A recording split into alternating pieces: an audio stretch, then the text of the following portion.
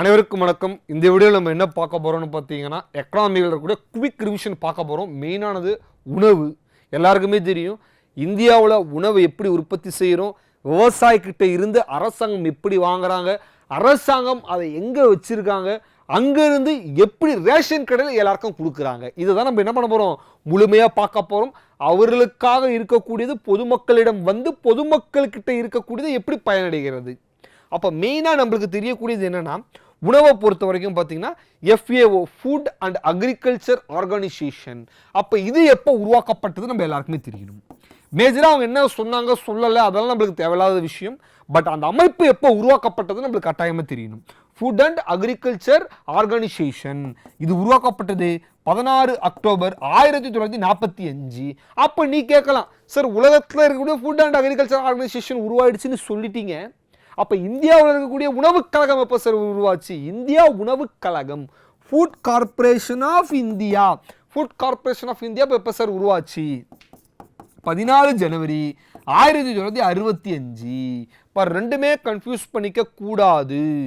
14 ஜனவரி 1965 இந்தியாவின் உணவுக் கழகம் உருவாக்கப்பட்டது. இது டிஎன்பிசியில் கிட்டத்தட்ட நிறைய வாட்டி கேட்டாங்க, ப்ரீவியஸ் இயர் கொஸ்டின் பேப்பரில் இருக்கும். ஃபுட் அண்ட் அக்ரிகல்ச்சர் ஆர்கனைசேஷன் வந்து பார்த்தோன்னா 16 அக்டோபர் 1945 இந்தியாவுக்கான உணவுக் கழகம். அப்போது சுதந்திரம் வாங்குவதற்கு முன்பு நம்மளிடம் உற்பத்தியே இல்லை விவசாயத்தில். அப்போது 1947க்கு முன்பு வரை அக்ரிகல்ச்சர் ரிசோர்ஸ் என்ன கிடையாது, ஒன்றும் கிடையாது. அப்போ நம்ம என்ன பண்ணணும்னு பார்த்தோன்னா, உற்பத்திக்கு அரிசிக்கோ எதுக்கோ எங்கேயுமே இல்லாமல் பப்ளிக்கில் நம்ம என்ன பண்ணணும், கையேந்தணும். அப்போ என்ன பண்ணாங்கன்னு பார்த்தீங்கன்னா, யூஎஸ்ஏ இருந்து என்ன பண்ணாங்க, பப்ளிக்லா அப்போ 480 வாங்கணும். கோதுமையை டன் கணக்கில் எடுத்துகிட்டு வருவாங்க யூஎஸ்ஏலேருந்து. இந்தியா வெயிட் பண்ணிக்கிட்டே இருக்கும், எப்போதாண்டா வரும் உணவு, எப்போதாண்டா வரும் உணவுன்னு. அப்போ இது எப்படியாவது மாற்றணும்னு சொல்லி தான் MS சுவாமிநாதன் என்ன பண்ணார்னா, பசுமை புரட்சி அறிமுகம் செய்தார். 1967 பசுமை புரட்சி அறிமுகம் செய்தவர் MS சுவாமிநாதன். Green revolution. இப்போ எவ்வளோ வேகமாக முடியுமோ அவ்வளோ வேகமாக நம்ம என்ன பண்ணுவோம், கடற்கரை குயிக்காக பண்ணுவோம். அப்போ கிரீன் ரெவல்யூஷன் 1967. சில புக்கில் 65 இருக்கும், 65 to 67 இருக்கும். 67 தான் green revolution correct. MS Swaminathan, C Subramaniam. MS சுவாமிநாதனுப்பா, MS சுவாமிநாதன் மற்றும் சி சுப்பிரமணியம். MS சுவாமிநாதனோ சி சுப்பிரமணியம் சேர்ந்து பசுமை புரட்சி 1967 உற்பத்தி செய்தார்கள். உங்க எல்லாருக்குமே தெரியும், முதல்ல என்ன பண்ணாங்கன்னா 67 இந்த சோதனை செய்வதற்கு முன்பு என்ன பண்ணாங்க, 1960 to 61 intensive agriculture district programme. அப்ப இன்டென்சிவ் அக்ரிகல்ச்சர் டிஸ்ட்ரிக்ட் ப்ரோக்ராம் அறிமுகம் செய்தார்கள். 60 to 61 தீவிர வேளாண்மை மாவட்ட திட்டம் மொத்தம் 7 டிஸ்ட்ரிக்ட்ல அறிமுகம் செய்தார்கள். இந்த 7 டிஸ்ட்ரிக்ட்ல ஒரு டிஸ்ட்ரிக்ட் என்னது, தமிழ்நாட்டில் இருக்கக்கூடிய தஞ்சாவூர். அப்ப தமிழ்நாட்டில் தஞ்சாவூர்ல என்ன பண்ணாங்க, 7 டிஸ்ட்ரிக்ட்ல அறிமுகம் செய்த தமிழ்நாட்டு தஞ்சாவூர் ஒன்று. இது வெற்றிகரமாக போச்சு. சார் இந்த திட்டத்தின் நோக்கம் என்ன சார்? இன்டென்சிவ் அக்ரிகல்ச்சர் டிஸ்ட்ரிக்ட் ப்ரோக்ராம்ன்றீங்களே, ஒன்றும் இல்லைப்பா, விவசாயிகளுக்கு உற்பத்தி பண்ணணும். விவசாயிகளுக்கு என்ன கொடுக்கல, விவசாயிகளுக்கு என்ன இல்லை, பணம் கிடையாது. அப்போ அவர்களுக்கு கடன் உதவியை வழங்குவது. எதுக்கு கடன் வழங்கணும், விதை வாங்குவதற்கு கடன் வழங்கணும், கருவி வாங்குவதற்கு கடன் வழங்கணும். அப்போ சீட்ஸுக்கும் கருவி டூல்ஸுக்கும் என்ன பண்ணது, அரசாங்கம் லோன் உதவி கொடுப்பது. இதன் மூலமாக 7 டிஸ்ட்ரிக்டும் வெற்றிகரமாக சாதித்தார்கள். அதனால் இந்த திட்டத்தை 1964 to 65 இன்டென்சிவ் அக்ரிகல்ச்சர் ஏரியா ப்ரோக்ராமா மாத்தினாங்க.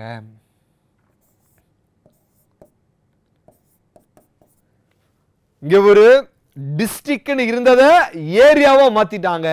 அப்ப இந்தியா முழுவதும் 144 டிஸ்ட்ரிக்ட்ல அறிமுகம் செய்தார்கள். அப்ப எத்தனை டிஸ்ட்ரிக்ட், முதல்ல 7, அப்புறம் ஏரியான்னு பேர் மாத்திரம், பகுதின்னு பேர் மாத்தினதுக்கு அப்புறம் 144 டிஸ்ட்ரிக்ட்ல முழுவதும் பரப்பினார்கள். அப்போ விவசாயம் எவ்வளவு அளவுக்கு முக்கியன்றதை இதில் நம்ம பார்க்கணும். அப்போ அரசாங்கம் என்ன பண்ணாங்க, இதே திட்டம் தான், இதே தான் நோக்கம். அப்போ கருவிக்கும் விதைகளுக்கும் விவசாயிகளுக்கு கடன் உதவியை அளிப்பது ரொம்ப மணிய விலையில், ரொம்ப கம்மியான இன்ட்ரெஸ்ட், ரொம்ப கம்மியாக. அப்போ இது வெற்றிகரமாக போய் பசுமை புரட்சி உற்பத்தி செய்யப்பட்டது. பசுமை புரட்சியில் மிக முக்கியமான விஷயம் என்ன தெரியுமா? High yield variety seed. விதைகளுக்கு சூரிய ஒளியே தேவையில்லை, ரசாயனம் என்ன வேணாலும் பண்ணிக்கும், ஆனால் உற்பத்தி அதிகப்படுத்தணும். ரசாயன உரம் போடுறியா போடு, அப்போ நீ என்ன பண்ணணும், என்ன வேணாலும் பண்ணிக்கோ, உற்பத்தி என்ன பண்ணு, அதிகப்படுத்து. அப்போ மிக முக்கியமாக பசுமை புரட்சி எதற்கு முக்கியத்துவம் கொடுத்தது என்றால் கோதுமை மற்றும் அரிசி. அரிசி மற்றும் கோதுமை சொல்லக்கூடாது, வீட் அண்ட் ரைஸ் தான் சொல்லணும். வீட் அண்ட் ரைஸ் மிக மிக முக்கியத்துவம் கொடுத்தது. மாடிஃபைடு ஜெனட்டிக்கல் சீட்ஸ் உருவாச்சு. அப்போது என்ன ரசாயனம் போட்டு நம்ம என்ன பண்ணலாம், பயன்படுத்திக்கலாம். அப்போ இது ஒரு நெகட்டிவ். ரசாயனத்தை பயன்படுத்தி உற்பத்தி அதிகப்படுத்துவது ஒரு நெகட்டிவான விஷயம். அப்போ இதெல்லாம் நம்ம என்ன பண்ணணும், நெகட்டிவ் எழுதணும் இல்லை பாசிட்டிவ் எழுதணும், சரியா? அப்போ நல்லா தெரிஞ்சுக்கோ, ரைஸுக்கும் வீட்டுக்கும் ரைஸுக்கும் மிக முக்கியத்துவம் அளித்தது பசுமை புரட்சி. ஹை வெரைட்டி சீட்ஸு பசுமை புரட்சி ரொம்ப ரொம்ப முக்கியம். எம்எஸ் சுவாமிநாதன், சி சுப்பிரமணியம், அதை நல்லா ஞாபகம் வச்சுக்கோ, சரியா? உணவின் அடிப்படை கூறுகள் சொல்லித்துறை 3 பேசஸ் கொடுத்துருப்பாங்க ஃபுட் அண்ட் நியூட்ரிஷன்ஸுக்கு. 3 பேசஸ் ஃபுட் அண்ட் நியூட்ரிஷன்ஸ் கொடுத்துருப்பாங்க. இது மிக மிக முக்கியமானது. இது நீ என்ன பண்ணணும், தெரிஞ்சுக்கணும். எல்லாத்தையும் ஹெட்டிங் மட்டும் தெரிஞ்சுக்கோ. எவபிலிட்டி, அக்சன்சன்ஸ், அப்சர்வேஷன்ஸ், இந்த ஹெட்டிங்ஸை மட்டும் தெரிஞ்சு வச்சுக்கோ, போதுமானது. இது என்ன பண்ணாங்கன்னு பார்த்தோன்னா, குரூப் 1Bயில் இந்த 3 என்ன பண்ணாங்க கேட்டார்கள், சரியா? இந்த ஹெட்டிங் எல்லாத்தையும் நீ என்ன பண்ணணும், சும்மா மேலாப்பில் இருக்கக்கூடிய புக்கில் இருக்கக்கூடியது தெரிஞ்சு மட்டும் வச்சுக்கோ. பஃபர் ஸ்டாக்னா என்னது, ஃபுட் கிரெயின்ஸ் முழுவதும் பதிவு வைப்பது. Buffer stock is a stock of food grains, wheat and rice. என்ன பண்ணுறது, கவர்மெண்ட் என்ன பண்ணுறது, ஃபுட் கார்பரேஷன் என்ன வாங்குவது. Food corporation of India purchased wheat and rice from the farmer. அப்போது இது விவசாயத்தோட நிலம் ஃபார்மர். விவசாயி கோதுமை பயிரிடுகிறார்களா, ஃபுட் கார்பரேஷன் ஆஃப் இந்தியா என்ன பண்ணணும்னா அதை பர்ச்சேஸ் பண்ணிக்கும். அவர்கள் முழுவதும் தங்க வைக்கக்கூடியது என்னது, பஃபர் ஸ்டாக்ஸ். அதான் இங்கே கொடுத்துருப்பாங்க, சரியா? ரொம்ப ரொம்ப முக்கியமான எம்எஸ்பியா, த மோஸ்ட் இம்பார்ட்டன்ட், குறைஞ்சபட்ச ஆதரவு விலை, minimum supported price. Minimum support price ஒன்றும் இல்லை, ஒரு விவசாயி பயிர் போடுகிறார்கள் என்றால் அறுவடை செய்வதற்கு முன்பே இந்த பயிருக்கு இவ்வளோ விலைன்னு அரசாங்கம் முடிவு செய்துவிடும். அப்போது விவசாயி அறுவடை செஞ்சதுக்கப்புறம் கவர்மெண்ட்டுக்கு அந்த விலையில் கொடுத்துடலாம். அப்படி இல்லை அவங்களுக்கு செட் ஆகலாம், மார்க்கெட்டு சந்தை விலையில் கூட என்ன பண்ணலாம், போய் வித்துடலாம். அப்போ குறைஞ்சபட்ச ஆதரவு விலையை அரசாங்கம் அறுவடை செய்வதற்கு முன்பே முடிவு செய்துவிடும். அதை நோக்கி என்ன பண்ணுவாங்க, விவசாயிகள் கொடுக்கலாம் அரசாங்கத்திற்கு, இல்லைனா சந்தையில் போய் கொண்டு போய் என்ன பண்ணலாம், கொடுத்துடலாம். அதான் மினிமம் சப்போர்ட்டட் ப்ரைஸ். இங்கே கொடுத்துருப்பாங்க பாருங்க, minimum supported price is a price என்னது, fixed by the group of particular crop, various cost involving in the cultivated that crop. After என்ன பண்ணுறாங்க, MSP the state will procure the centre in place the crop or wild grows, சரியா? Farmers are free to sale in open market if they get the better price from the crop.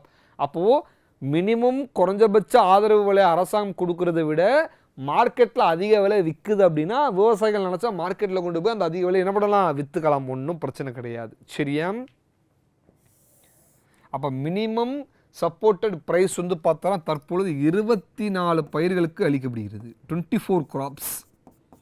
At ப்ரெசென்ட்டில் அதிகமாகிடுச்சு, ஆனால் science புக்கில் 24 graph இருக்கும். அதனால் 24 பயிர்களுக்கு அரசாங்கம் அறுவடை செய்வதற்கு போடுவதற்கு முன்பே என்ன பண்ணிடுவாங்க, விலையை நிர்ணயம் செய்து விடுவார்கள். அந்த விலைக்கு அரசாங்கம் என்ன பண்ணாத, கொள்முதல் பண்ணிவிடும், ஞாபகம் வச்சுக்கோம். பர்ச்சேஸ் பவர் பாராட்ரைட்ஸ் இப்போ ரொம்ப ரொம்ப ரொம்ப முக்கியமானது. பர்ச்சேஸ் பவர் பாராட்ரைட்ஸ், வாங்கும் சக்தி திறன். ஒரு யூஎஸ் டாலருக்கு, ஒரே ஒரு யூஎஸ் டாலருக்கு ஒரு நாடு எவ்வளவு அளவுக்கு பர்ச்சேஸ் பண்ணுது. ஏன் சார் அதை டாலர் கணக்கு எடுக்கிறாங்கன்னா, டாலர் ஆர்ட் கரன்சி. ஆர்ட் கரன்சினா என்ன சார், இது முந்தின வீடியோவில் சொல்லியிருப்போம். ஆர்ட் கரன்சினா என்னன்னு இல்லை, உலகத்தில் அனைவராலும் ஏற்றுக்கொள்ளக்கூடிய பணம் ஆர்ட் கரன்சி. அப்போ ஆர்ட் கரன்சி யூஎஸ் டாலரை நம்ம மென்ஷன் பண்ணுறோம். ஒரு யூஎஸ் டாலருக்கு ஒரு நாடு எவ்வளோ அளவுக்கு குட்ஸை வாங்குது, அதுதான் கணக்கு. அதான் பர்ச்சேஸ் பவர் பேரட்ரைட்ஸ், வாங்கும் சக்தி சமநிலை. இதுல இந்தியா எத்தனாவது இருக்கு? 3ஆம் இடத்தை வகிக்கிறது. அப்போ சைனா தான் மிக பெருசு. சைனாக்கு அடுத்தபடி என்னது? யுஎஸ்ஏ. ஃபர்ஸ்ட் சைனா, யுஎஸ்ஏ, அப்புறம் 3வது இந்தியா. ரொம்ப முக்கியமானது. China, US, India. ஞாபகம் வச்சுக்கோ. அப்போ இது ஈஸியாக சொல்லணும்னா என்னது? ஒரு நாடு ஒரு யூஎஸ் டாலருக்கு எவ்வளோ அளவுக்கு குட்ஸ் வாங்குது. ஒன்றும் இல்லை. இப்போ இந்தியா, அமெரிக்காலாம் இருக்குது. சரி, இந்தியா, அமெரிக்கா, ரஷ்யா எல்லாம் இருக்குது, எல்லாரும் இருக்குது. இது ஒரு பேஸ்கெட்னு வச்சுக்கோ. ஒரு பேஸ்கெட்னு வச்சுக்கோ. ஒரு யூஎஸ் டாலர் மதிப்பு இந்தியாவில் எவ்வளவோ அதுவும் நம்மளுக்கு தெரியும். 70 80 அந்த அளவு எவ்வளோ பொருள் வாங்குகிறோம். இந்த நாடு எவ்வளோ பொருள் வாங்குது, இந்த நாடு எவ்வளோ பொருள் வாங்குது. அப்போ எந்த நாடு அதிகமாக பொருள் வாங்கி வச்சுருக்கோ அதுதான் முன்னிலை வகிக்கிறது. அந்த கணக்கெடுப்பில் தான் சைனா ஃபஸ்ட்டு, அமெரிக்கா செகண்டு, 3வது இந்தியா. சரியா? இப்போ ரிவிஷன் எவ்வளோ அளவுக்கு பண்ண முடியுமோ கடகடன்னு பண்ணுறோம். இப்போ அது மோஸ்ட் இம்பார்ட்டன்ட். 2018 என்ன பண்ணாங்க? நியூ அக்ரிகல்ச்சர் பாலிசியை அறிமுகம் செய்தார்கள் அரசாங்கம். இப்போ 2018 ரொம்ப ரொம்ப ரொம்ப ரொம்ப முக்கியம். 2018 மத்திய அரசு புதிய விவசாய கொள்கையை மத்திய அரசு 2018 அறிமுகம் செய்த. ஒன்றும் இல்லையா, விவசாயத்தில் என்னென்னலாம் குட்ஸ் கிடைக்குதோ என்ன பண்ணுறோம்? எக்ஸ்போர்ட் பண்ணுறோம், ஏற்றுமதி செய்கிறோம். அவ்வளோதான். இங்கே பாரு, த எக்ஸ்போர்ட் ஆஃப் அக்ரிகல்ச்சர் குட்ஸ், அவ்வளவுதான். அப்போ இந்தியாவில் என்னென்னலாம் அக்ரிகல்ச்சர் சார்ந்து நம்மளுக்கு பொருள் கிடைக்கிறதோ குட்ஸு, அதை நம்ம என்ன பண்ணுறோம்? வெளிநாட்டுக்கு எக்ஸ்போர்ட் பண்ணுறோம். அப்போ நீ கேட்கலாம், சார் நம்ம கிட்ட போதுமான அளவு இருக்கா சார், நம்ம எக்ஸ்போர்ட் பண்ணுறோமே? இதிலிருந்து டிஎன்பிஎஸ்சி கேட்ட கேள்வி என்னன்னு பார்த்தோன்னா, அரிசியில் தன்னிறைவு அடைந்தது எப்பொழுது இந்தியா? அப்போ செல்ஃப் சஃபிஷியன்ஸ் எப்போ அடைஞ்சது ரைஸில்? இந்தியா 1977. அப்போ இவ்வளோ நாளாக நம்ம அரிசியை கோதுமெல்லாம் இதுக்கு முன்பு வெளிநாட்டிலிருந்து இறக்குமதி செஞ்சுக்கிட்டு இருப்போம்.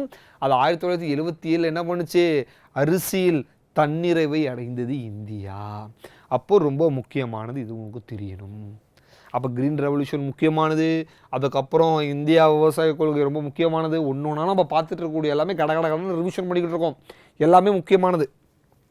அதுக்கப்புறம் மிக முக்கியமானது என்னென்னு பார்த்தோன்னா, திட்டங்கள். எக்கச்சக்கமான திட்டங்கள் வந்ததில்ல. முத்துலட்சுமி ரெட்டி இது 12,000 ரூபான்னு இருக்கும், இப்போ 18,000 ரூபாய் ஆக்கிட்டாங்க. 3 இன்ஸ்டால்மெண்ட் 6000 முதல் 3 மாதத்துக்கு. அதுக்கடுத்து 3லேருந்து 7, அதுக்கப்புறம் டெலிவரிக்கு அப்புறம் கவர்மெண்ட் ஹாஸ்பிட்டலில் பார்த்தோன்னா அடுத்து மொத்தம் 18,000 ரூபாய் இப்போ ஏற்றிட்டாங்க. சரியா? ஞாபகம் வச்சுக்கோ. அப்போ இந்த திட்டங்கள், எல்லா திட்டங்களும் அரசாங்கம் என்ன பண்ணாங்க? ஒன்று ஒன்றா பண்ணாங்க. நம்மளுக்கு மிக மிக முக்கியமான திட்டம் வந்து பார்த்தோன்னா, எல்லாருக்குமே தெரியக்கூடிய திட்டம் என்னது? மதிய உணவு திட்டம். மதிய உணவு திட்டத்தை பொறுத்த வரைக்கும் எல்லாருக்குமே தெரியும். இந்தியாவில் மதிய உணவு திட்டத்தை முதலில் அறிமுகம் செய்த சுதந்திரத்துக்கெல்லாம் முன்பு பார்த்தா நீதி கட்சி, ஜஸ்டிஸ் பார்ட்டி. 1920ஆம் காலகட்டத்தில் ஜஸ்டிஸ் பார்ட்டி ஆட்சிக்கு வந்தார்கள். 1921 நீதி கட்சி சேர்ந்த பிட்டி தியாகராய செட்டியார் சென்னையின் மேயராக இருந்தார். அப்போ சென்னையில் அவர் என்ன பண்ணார்னா, காலை உணவு திட்டமாக அறிமுகம் செய்தார். அதுக்கப்புறம் மதிய உணவு திட்டமாக தியாகராய செட்டியார் என்ன பண்ணுறார்? 1921 மாற்றிட்டார். சென்னை மேயராக இருக்கும்போது மதிய உணவு திட்டத்தை முதலில் அறிமுகம் செய்தவர் நீதி கட்சி சேர்ந்த பெட்டி தியாகராய செட்டியார். அதுக்கப்புறம் சுதந்திரமானதுக்கு அப்புறம் 1956 தான் காமராஜர் திறந்து வைத்தது. அதுக்கப்புறம் என்ன பண்ணாங்க? நியூட்ரிஷன், ஊட்டச்சத்துன்னு யாரை மாற்றினா? எம்ஜிஆர். 1972 எம்ஜிஆர் மாற்றினார். எம்ஜிஆர் அதை மாற்றினதுக்கு அப்புறம் 82 அதுக்கப்புறம் என்ன ஆச்சு உங்களுக்கு தெரியும்? முட்டை போட்டாங்க 89. அதுக்கப்புறம் அந்த முட்டையை தான் என்ன மாற்றினாங்க? மசாலா முட்டையாக மாற்றினாங்க. முட்டை சாப்பிடாத நபர்களுக்கு வாழைப்பழம் வழங்கப்பட்டது. இப்போ அது அப்படியே டெவலப்பாகி காலை உணவு திட்டம் வரைக்கும் வந்துருச்சு.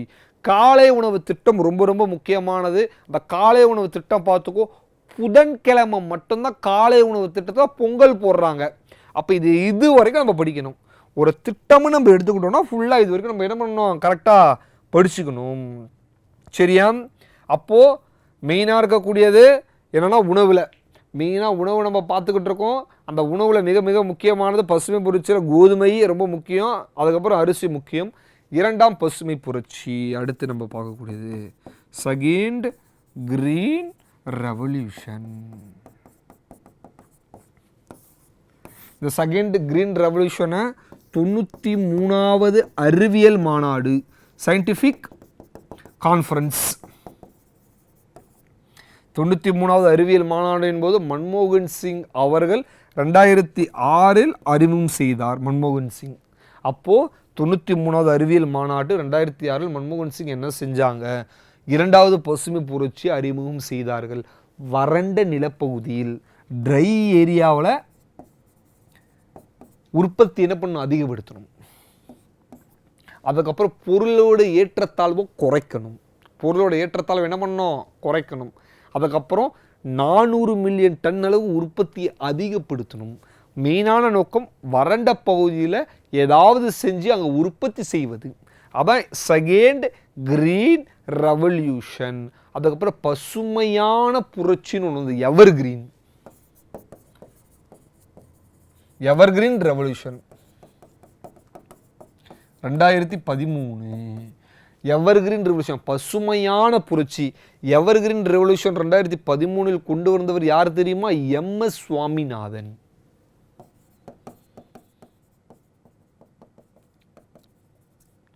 MS சுவாமிநாதன் என்ன தெரியுமா பண்ணாரு? இதுவரைக்கும் எல்லாருமே பண்ணிட்டோம். நம்ம பசுமையான புரட்சி அப்படின்னா நம்ம லேபில் பண்ணிக்கிட்டு இருக்க எக்ஸ்பிரிமெண்ட்டு என்னென்னலாம் இது வரைக்கும் லேபில் எக்ஸ்பிரிமெண்ட் பண்ணுமோ அது முழுமையாக என்ன பண்ணுங்க? நிலத்துக்கு கொண்டு வாங்க, லேண்டுக்கு கொண்டு வாங்க. அப்போது இது வரைக்கும் நம்ம பண்ணிக்கிட்டு இருக்கக்கூடிய எக்ஸ்பிரிமெண்ட்டை லேபில் பண்ணிங்க, நிலத்துக்கு கொண்டு வாங்க. மெயினான முக்கியமான விஷயம் என்னென்னா சுவாமிநாதன் சொன்னது, சாயிலோட தன்மையை காக்கணும், மண்ணோட வளத்தை காக்க வேண்டும். எக்ஸ்பிரிமெண்ட் லேபில் பண்ணதான் லேண்டு கொண்டு வாங்க, மண்ணோட எழுத்தை காக்கணும். Rain water harvesting. MS Swaminathan மிக முக்கியமாக சொன்னது rain water. Rain water harvesting. Rain water harvesting ரொம்ப ரொம்ப முக்கியமானது. அப்போ எவர்கிரீன் ரெவல்யூஷன் 2013 MS சுவாமிநாதன் லேபில் பண்ணிகிட்டு இருந்த டெஸ்ட் எங்கே கொண்டு வாங்க? நேராக லேண்டுக்கு கொண்டு வாங்க. மண்ணோட ஹெல்த்து ரொம்ப முக்கியம். அதுக்கப்புறம் ரெயின் வாட்டர் ஹார்வெஸ்டிங்கை ஊக்குவித்தார். இதெல்லாம் இல்லாமல் கால சூழலுக்கு ஏற்ப விவசாயிகளுக்கு கடன் உதவியை வழங்குதல். அப்போ சுச்சுவேஷன் பேஸ்ட் என்ன பண்ணணும்? ஃபார்மர்ஸுக்கு லோன் கொடுக்கணும். இப்போ திடீர்னு விவசாயிகளுக்கு ஏதோ ஒரு பருவநிலை மழை பெய்யல, திடீர்னு ஏதோ வெள்ளம் வந்து அடிச்சிருச்சு, அந்த டைமில் நிதி உதவி வேண்டும் என்றால் அரசாங்கம் என்ன பண்ணவங்களுக்கு நிதி உதவி அளிக்க வேண்டும். அப்போ இந்த 4 பாயிண்ட் மிக முக்கியமாக இருக்கக்கூடாது, நீ தெரிஞ்சுக்கணும். ஃபஸ்ட்டு லேபில் பண்ணாதீங்க, மண்ணில் பண்ணுங்கள், லேண்டில் பண்ணுங்கள். மண்ணை நீங்கள் பாதுகாக்கணும். மழைநீர் சேமிப்பு திட்டத்தை நீங்கள் என்ன பண்ணணும்? ஊக்குவிக்கணும். எல்லார் வீட்லேயும். கடைசி என்ன சொன்ன? விவசாயிகளுக்கு சூழலுக்கு ஏற்ப நீங்கள் என்ன கொடுக்கணும்? கட்டாயமாக நீங்கள் என்ன கொடுக்கணும்? அவங்களுக்கு லோன் கொடுக்கணும். இவ்வளோ விஷயங்கள் விவசாயம் சம்மந்தப்பட்டு நம்மளுக்கு என்ன பண்ணப்படுகிறது? காணப்படுகிறது. அதுக்கு அடுத்து பார்த்தோன்னா white revolution.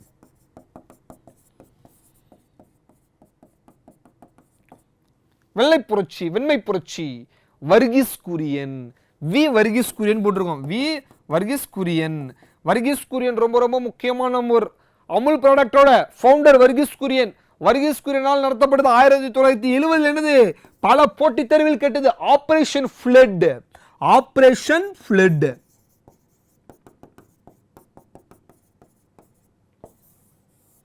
Operation flood Verghese குரியனால் நடத்தப்பட்டது ஆபரேஷன் ஃப்ளட். ஞாபகம் வச்சுக்கோங்க. வர்கீஸ் குரியனின் பிறந்த நாள் நவம்பர் 26. நவம்பர் 26 வர்கீஸ் குரியனின் பிறந்த நாள். வர்கீஸ் குரியனின் பிறந்த நாள் நம்ம என்னன்னு கொண்டாடுறோம்? நேஷனல் மில்க் டே. நேஷனல் மில்க் டே. தேசிய பால் தினம். சயின்ஸ் புக்கில் இருக்கும், எக்கனாமிக்ஸ் புக்கில் நம்மளுக்கு என்ன பண்ணணும்? வர்கீஸ் குரியன் பார்க்கறதுனால பார்த்துக்கணும். அதுக்கப்புறம் 1 ஜூன் தான் வேர்ல்டு மில்க் டே. இப்போ ஒயிட் ரெவல்யூஷன், வெண்மை புரட்சியின் தந்தைன்னு அழைக்கப்படுபவர் யாருன்னு கேட்டால் வர்கீஸ் குரியன். Verghese Kurien 1970 operation flood. ஃப்ளட்னா வெள்ளம் நினைச்சுக்க கூடாது, பால் உற்பத்தியை அதிகப்படுத்தணும். இந்தியாவில் பால் உற்பத்தியை அதிகப்படுத்த வேண்டும் என்பதற்காக உருவாக்கப்பட்டது ஆபரேஷன் ஃப்ளட். அதை ஞாபகம் வச்சுக்கோ. நவம்பர் 26 நேஷனல் மில்க் டே, ஜூன் 1 வேர்ல்டு மில்க் டே. அதை ஞாபகம் வச்சுக்கோ. அப்போ இதெல்லாம் என்னது முக்கியமான விஷயம். சரியா? அதுக்கு அடுத்து விவசாயிகளை பார்ப்பதற்காக தான் விவசாயிகளுக்கு கடன் உதவி கொடுக்கணும் நபார்டு உருவாக்கப்பட்டது. உங்களுக்கு எல்லாருக்குமே தெரியும். நபார்டு ரொம்ப முக்கியமான ஒரு கான்செப்ட். போன வீடியோவில் வங்கியில் என்ன பண்ணியிருப்போம், நம்ம நபார்டு என்ன பண்ணியிருப்போம், அழகாக எடுத்துருப்போம். நபார்டு எப்போ உருவாக்கப்பட்டது, நபார்டோட ஹெட் குவார்ட்டர்ஸ் எங்கே இருக்குது, அதெல்லாத்தையும் நம்ம என்ன பண்ணியிருப்போம், நபார்டை பார்த்துருப்போம். விவசாயிகளுக்கு கடன் உதவி கொடுப்பதற்காக கிசான் கார்டு உருவாக்கப்பட்டது விவசாயிகளுக்கு 1998. இதுவும் கேட்ட கேள்வி. விவசாயிகளுக்காக கடன் உதவி வழங்குவதற்காக அரசாங்கத்தால், மத்திய அரசாங்கத்தால் உருவாக்கப்பட்ட கார்டு என்ன கார்டு? சரியா? Kisan credit card. அதை எப்போ உருவாக்கப்பட்டது? 1998 உருவாக்கப்பட்டது அந்த அட்டை. அப்போ ஒயிட் ரிவால்யூஷன் ரொம்ப முக்கியமானது, இது பார்த்துக்கணும். அதுக்கப்புறம் எல்லாமே ஓகே. எல்லா விவசாயமும் பண்ணணும்னா கட்டாயம் நீர் வேணும். நீர் வேணும்னா கட்டாயம் நீர் பாசனமும் வேணும். அப்போ இந்தியாவில் நீர்ப்பாசன முறை அதிகமாக எந்த பயிருக்கு நீர் விட்டுரும் அப்படின்னு பார்த்தா சுகர் கேன், கரும்பு. புக்கில் கொடுத்துருக்க ஐயா, சுகர் கேன். அப்போது நீர்ப்பாசனம் அதிகமாக தேவைப்படக்கூடிய ஒன்றிலிருந்து சுகர் கேன் கொடுத்துருக்கு. நீர்ப்பாசனத்தின் வகைகள் ஜாகிரஃபி புக்கில் கொடுத்துருப்பாங்க. அது ஜாகிரஃபி வீடியோவில் போய் பாருங்க. ஜாகிரஃபி வீடியோவில் நீர்ப்பாசனத்தை பற்றி அழகாக கொடுத்துருப்பேன். சரியா? தெளிப்பு நீர்ப்பாசனம் இருக்குது, அதுக்கப்புறம் வட்டமாக இருக்கக்கூடிய நீர்ப்பாசனம் இருக்குது, சொட்டு நீர்ப்பாசனம் இருக்குது. அது எல்லாத்தையும் விவசாயத்துக்கு முக்கியம். விவசாயத்துக்கு மிக மிக முக்கியமானது என்னென்னு பார்த்தோன்னா மண். மண்ணுக்கு அடுத்து என்னது? தண்ணி, நீர்ப்பாசனம். அதுக்கப்புறம் காலநிலை, கிளைமேட்ஸ். அந்த சூழலுக்கு ஏற்ப காற்று நல்லா அடிச்சுக்கிட்டே இருந்ததுன்னா பாலைவனம் தான் இருக்கும், செடி கொடிலாம் வளராது. அப்போ மலை பிரதேசம், அப்போ சமவெளி, பீடபூமிகள் என்னென்னலாம் காணப்படுதுன்றது நம்ம என்ன பண்ணணும், அதில் கட்டாயமாக என்ன பண்ணணும், பார்க்கணும். சரியா? அதுக்கடுத்து விவசாயத்தில் பாரு, தண்ணி முக்கியம்னு சொன்னாலையா, தண்ணி முக்கியம்னு சொன்னாலையா, இந்த பாயிண்ட் ரொம்ப முக்கியம்ப்பா. இதுவும் டிஎன்பிசியில் கேட்ட கேள்வி. இந்த பாயிண்ட் கேட்ட கேள்வி தான் டிஎன்பிசியில். சரியா? ப்ரொடக்ஷன் கெப்பாசிட்டி ஆஃப் பேடி ரொம்ப முக்கியமானது. பேடி உற்பத்தி தமிழ்நாட்டில் எவ்வளோ இருக்குது? இது ஒரே வாட்டி கேட்டிருக்காங்க. ஸ்கூல் புக்கில் இருக்குது, 9th புக்கில். அதனால் நம்ம என்ன பண்ணோம், இதை மட்டும் தரணும். 4429 கிலோகிராம் பர் ஹெக்டர் என்ன இருக்குது, உற்பத்தி செய்யப்பட்டிருக்கிறது. சரியா? ரொம்ப முக்கியமானது பேடி. அதை என்ன பண்ண, இந்த பேடி ஒரே ஒரு முறை மட்டும் கேட்டிருக்காங்க இல்லை. இதை மட்டும் நீ என்ன பண்ண தெளிவாக தெரிஞ்சு வச்சுக்கோ. அதுக்கடுத்து மிக முக்கியமான பாயிண்ட்ஸ் தான் நம்ம என்ன பண்ணுறோம், பார்த்துக்கிட்டு இருக்கோம். வாட்டர் ரிசோர்ஸஸ் ரொம்ப முக்கியம். தமிழ்நாட்டுக்கு மழை தரக்கூடியது என்னது? North east monsoon. வடகிழக்கு பருவக்காற்று. தமிழகத்துக்கு மழை தரக்கூடியது வடகிழக்கு பருவக்காற்று. வடகிழக்கு பருவக்காற்று அக்டோபரிலிருந்து டிசம்பர் மாதம் வரை. அக்டோபர் டு டிசம்பர், அக்டோபரிலிருந்து டிசம்பர் வரை. ஞாபகம் தமிழ்நாட்டுக்கு மழை தருவது. அப்போ நார்த் ஈஸ்ட் மான்சூன் வரும்போது தான் வங்காள விரிகுடாவில் குறைந்த காற்றழுத்த தாழ்வு மண்டலத்தால் புயல் உருவாகும். அப்போ நம்மளுக்கு நீர்வளம் அதிகமாக காணப்படும். நீர்வளம் அதிகமாக காணப்படுவதற்காக தான் நார்த் ஈஸ்ட் மான்சூன் சொல்கிறோம். அது மட்டும் இல்லை, தமிழ்நாட்டில் வற்றாத ஜீவநதியாக தமிழ்நாட்டில் காணப்படுவது தாமிரபரணி. ஆனால் 9th புக்கில் அது கிடையாதுன்னு கொடுத்துருப்பாங்க. ரெண்டுமே கான்வர்சேஷனாக இருக்கும். சவுத் ஈஸ்ட் மான்சூனும் நார்த் ஈஸ்ட் மான்சூனும் கரெக்டாக பெஞ்சுதுன்னா தாமிரபரணி வத்தாதுன்னு கொடுத்துருப்பாங்க 10th புக்கில். அப்போது வற்றாத ஜீவநதியாக கருதப்படுவது தாமிரபரணி. காரணம் என்னன்னு பார்த்தோன்னா, தென்மேற்கு பருவக்காற்று வடகிழக்கு பருவக்காற்று சரியாக பெஞ்சுதுன்னா அது வற்றாத ஜீவநதி. ஞாபகம் வச்சு. சரியா? வற்றாத ஜீவநதி. இப்போ இதில் பாரு, இதில் எல்லாமே 9th புக்கில் பாரு. இதெல்லாம் 9th புக்கையா? 9th புக்கில் எக்கச்சக்கமாக கொடுத்துருப்பான். நம்மளுக்கு அதெல்லாம் வேண்டாம். இங்கே பாரு, ஏரியிலேருந்து லேக்கிலிருந்து எடுக்கக்கூடிய நீர்ப்பாசனம் ரொம்ப குறைவு. இது முக்கியமானது. இப்போ இதெல்லாம் முக்கியமாக அதை மட்டும் பார்த்தா போதும். எல்லாத்தையுமே நம்ம பார்க்கணும்னு அவசியம் கிடையாது.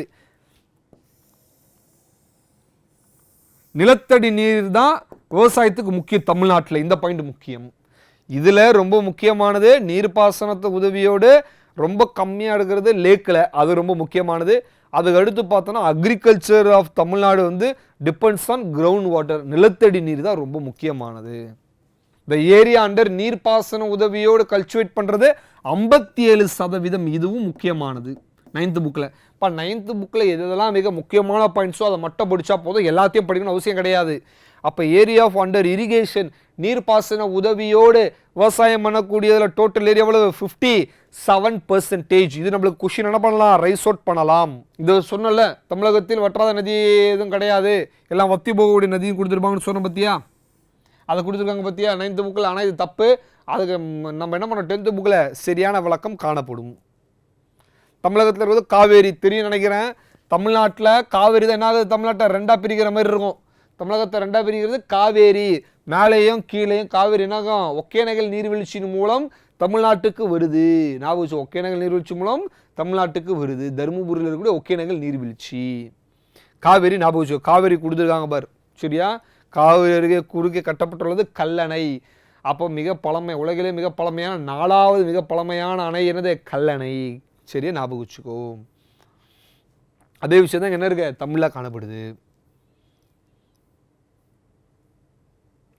உணவு பயிர், உணவு பயிர் எவ்வளோ இருக்குது, உணவற்ற பயிர் எவ்வளோ இருக்குது, 72% உணவு பயிர். அப்போ மிச்சம் இருக்கக்கூடியதெல்லாம் என்னது, நான் ஃபுட் கிராப். அப்போ ஃபுட் கிராப் எவ்வளோ இருக்குது, இது கேட்கலாம்ப்பா. உணவு பயிர்கள் 72% காணப்படுது. இந்த 72% நம்மளுக்கு என்ன பண்ணலாம், கொஷின் ரைஸ் அவுட் பண்ணலாம்.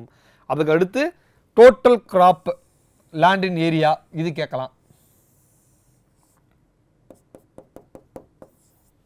த size of total crop land in Tamil Nadu, இது கேட்கலாம் ஐயா. 4544,000 ஹெக்டர்ஸ் என்ன பண்ணுது, காணப்படுது. இது நம்மளுக்கு கொஷின் நோட் கேட்கலாம். இப்போ முக்கியமானதை மட்டும் நான் மார்க் அவுட் பண்ணுறையா, அந்த முக்கியமான என்னதெல்லாம் மார்க் அவுட் பண்ணுறோம் அதை மட்டும் நோட் பண்ணி வச்சுக்கோ key பாயிண்ட்ஸாக.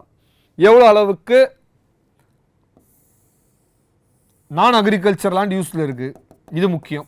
17% of land is used from non agriculture use. அதுக்கப்புறம் தமிழ்நாட்டின் புவி அமைப்பு கொடுத்துருப்பாங்க 1,30,058 ஜாகிரபியில் கொடுத்துருப்பாங்க பார், அதுதான் கரெக்டு. 1,30,058 சதுர கிலோமீட்டர் ஜாகிரபி புக்கில் இருக்கும் பாரு, தமிழகத்தின் பரப்பளவு, இதுதான் கரெக்டு.